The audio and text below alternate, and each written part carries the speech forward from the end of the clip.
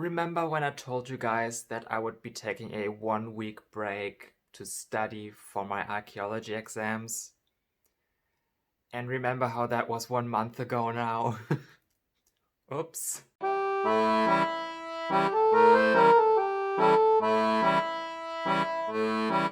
In my defense, however, I can explain. So I had 2 exams and I studied for 1 exam 1 week, and then also kind of saw that I need to study a bit more for the other exam. So that's initially why I thought, oh well, then it will just be a 2-week break. And then I got sick as a dog right after my 2nd exam, and that knocked me out for a week. And then I had other stuff with university coming up and kind of more logistical problems. So now it has been a month. Yeah, sorry. But if you follow me on my other social media, link in the description, you will have probably seen me around a bit more. But for those of you who just watch my YouTube content, sorry. Let's just jump right into the topic of this video. So today I will be talking about Spökenkykerey. I talked about this topic briefly on my TikTok before, and I think I already mentioned that in some other videos here on YouTube, but I thought I'd just make a more in-depth video that I can just send out to people when they ask me like, what is your name, what is Spökenkyker, what is Spökenkykerey. I can just send this. So let's break it down using my channel name, the Spökenkyker. Now, you will have probably noticed that this doesn't exactly look like a typical German word, and that's because it isn't. It is a word in Low Saxon. And if you don't know what Low Saxon is, it's also sometimes referred to in English as Low German. And this is a minority language native to the northern part of Germany, as well as some northeastern parts of the Netherlands and the very south of Denmark. And for all you language nerds out there, Low Saxon is a West Germanic language and belongs to the North Sea Germanic language branch, similar to Frisian and English. But that's not really relevant for this video. So in my channel name, the E is just the article used for that word Spökenkyker, similar to how in English there is the THE, and the really important part is the Spökenkyker. And this word is actually comprised out of 2 words, Spöken and Kyker. Now, Spöken or Spök literally translated would mean something like spook, although that translation is not ideal, I think, because Spök encompasses more than just like spook or creepiness. It can be used to describe any paranormal activities, paranormal entities, or just things that are somewhere out of the realm of normality, or whatever the perceived normality seems to be. Now, the second word, Kyker, comes from kyk, which means to watch or to look at. So Kyker would be watcher. That all put together, it would mean the spook watcher, or more accurately, in my opinion, the watcher of paranormal things. And the Spökenkyker would practice Spökenkykerey. This is the larger overhead practice. And a Spökenkyker would practice Spökenkykerey. This is like the verb. A Spökenkyker does Spökenkykerey. So we have the basics now, but what does a Spökenkyker actually do? What does that practice actually entail? From the name we can guess that a Spökenkyker might be someone who sees spirits or ghosts or otherworldly entities, but that's not the entirety of the practice. Typically speaking, Spökenkyker were mostly male, although there are also some cases of women being a Spökenkyker, and they would have the gift of the second sight, meaning that they could receive visions, usually from the future and usually from some sort of tragedy or negative event. The most common motives in these visions would be like the death of a close family member, someone in the community, or even the Spökenkyker themselves, as well as some kind of destructive fire, usually a house fire or a even bigger fire which could destroy the entire village or a town. In some less drastic cases, a Spökenkyker could foresee the building of a railway station or the redirection of a canal, or some technological advancements such as planes. In the surviving folklore of Spökenkyker that we do have, they are mostly described as poor peasants and part of a lower socio-economic standing. In some instances, they are described to be mostly shepherds living remotely and having a very pale complexion, although that's not really accurate to the folklore itself and is most likely a later attestation, but we're going to get to that. Now, Spökenkykery has a very strong connection to the region of Westphalia, which is located roughly in northwestern Germany. Also, this belief would extend over the borders into Lower Saxony. So regions that you should keep in mind where the belief in Spökenkykery was very prevalent would be the Münsterland, the Tecklenburger Land, the Osnabrücker Land, and the Emsland. Although Spökenkykery stories exist also in surrounding regions and even further away under slightly different names. The first records of fortune-telling or the second sight in this part of the world comes from 1591 from a church cleric called Johann from Münster. Now, in this time period, this region was still suffering under the consequences of the Reformation. It was also around this time where the church as an institution lost a lot of its power, and that kind of power vacuum wasn't yet completely filled in by the up-and-coming state. So it was a time of big uncertainties, and the belief in the supernatural kind of skyrocketed in this uncertain time, and the stories and folklore that we have about the Spökenkyker kind of reflects that sort of uncertainty of life that was prevalent in this agrarian society. So we can see that Spökenkykery and the belief in the second sight is a very regionally flavored part of a very rich oral history. And we kind of see this theme of the population always coming back to these stories when society seemed to be kind of shaken up. There was a strong belief in the end times around that period, so having kind of this oral tradition around the person with the second sight who would see these great catastrophes far off in the future was in the contemporary zeitgeist around that time. But the resurgence in these beliefs and these oral traditions also led to the Romantic movement picking them up a bit later in the early 20th century, which I'm not going to go into great detail on what exactly the Romantic movement was and how it was kind of problematic. This would kind of blow up the proportions of this video, so I might go into that eventually in another video, but this is just about Spökenkykery for now. Also, there's this weird strand of hair which I'm constantly fighting with because it's always kind of Anyway, now incoming the historian Friedrich zu Bonsen from the town of Warendorf. He took a long look at these Spökenkyker tales and kind of connected them to a very conservative, semi-folkish ideology which he perpetuated.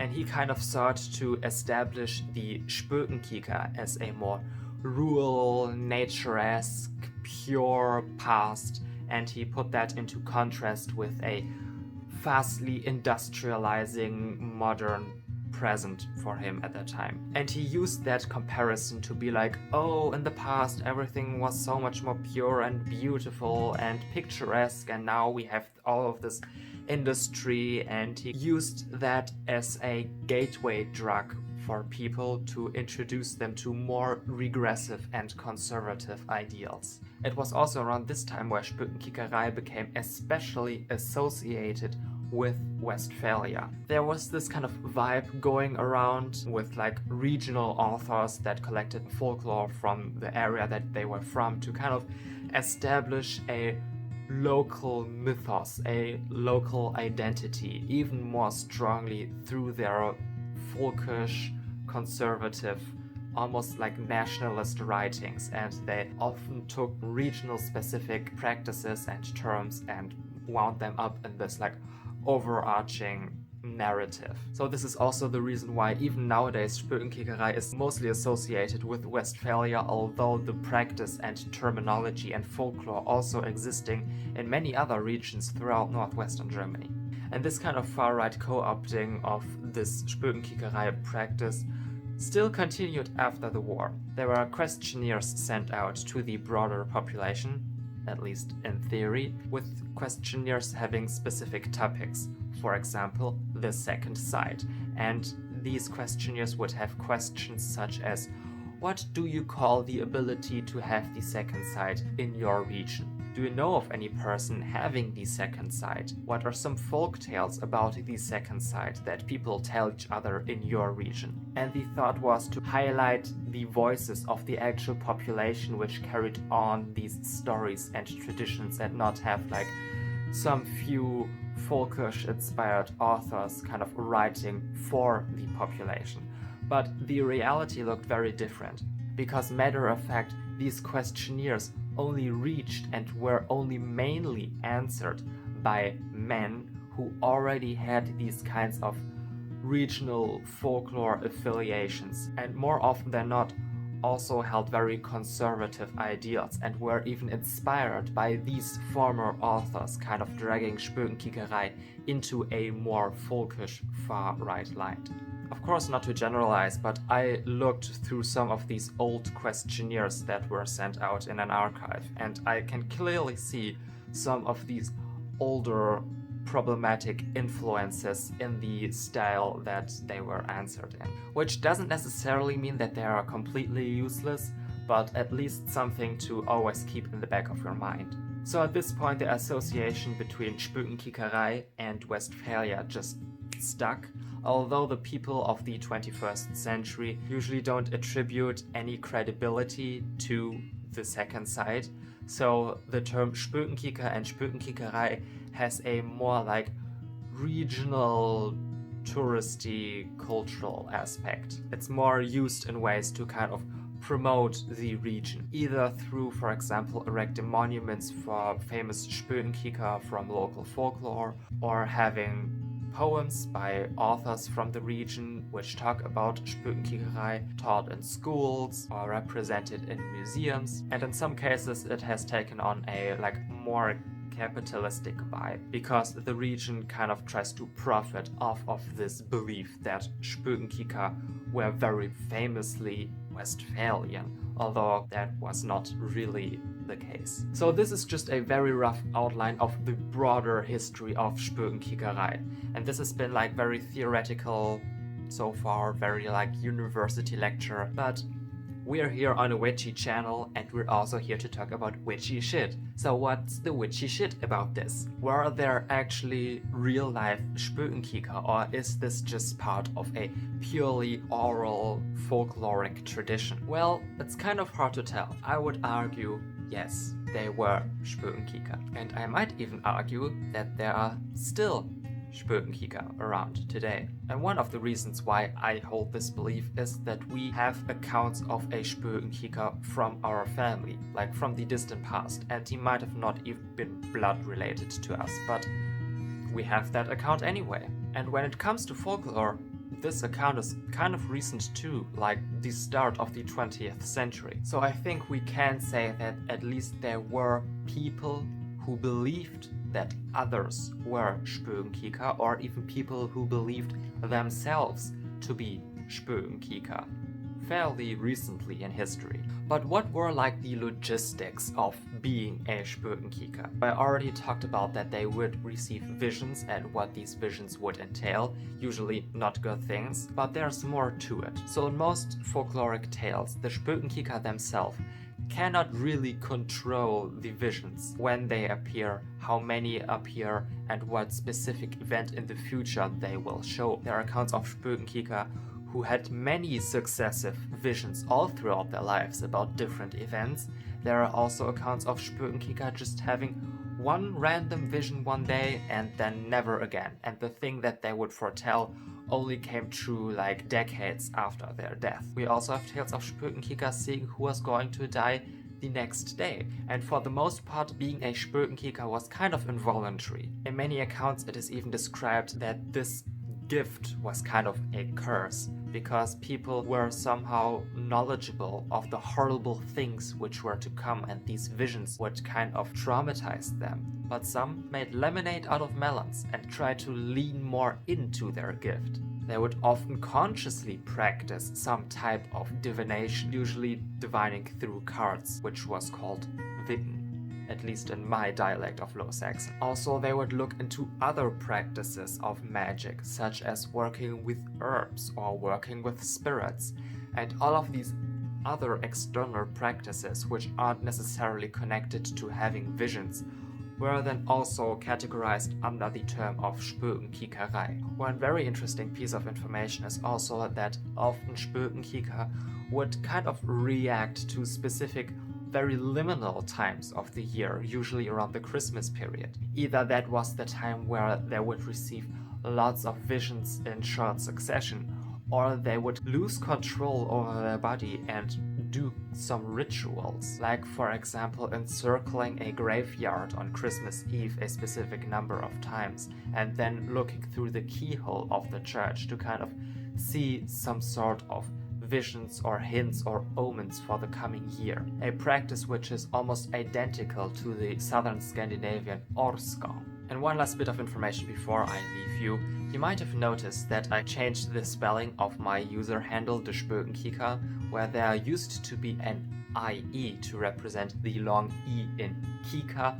There's no AY. And I did that to be more in accordance to the new standard Low Saxon spelling system, which has come up in like the last 2 years. Most resources you will see Spökenkyker still being written with an IE because it's being written in accordance to the standard German writing system, which also has a lot of issues because Low Saxon has different sounds and different structures, grammatically speaking, than German, so things are a bit iffy on that front. So I'm now using the specific Low Saxon writing system, where a long I is represented by a Y. And it's also because of that I can now be the Spökenkyker with a Y on all of my social media, and I don't have to worry about like somebody else already having taken the user handle of the Spökenkyker with IE. But that's just some side information that's not really relevant to the conversation. So I hope you learned something interesting and new today, and I also hope that my next video won't just go up a month in the future. We'll see about that, and I'll see you in the next one. 𝔖𝔭𝔬𝔢𝔨𝔢𝔫𝔨𝔶𝔨𝔢𝔫𝔨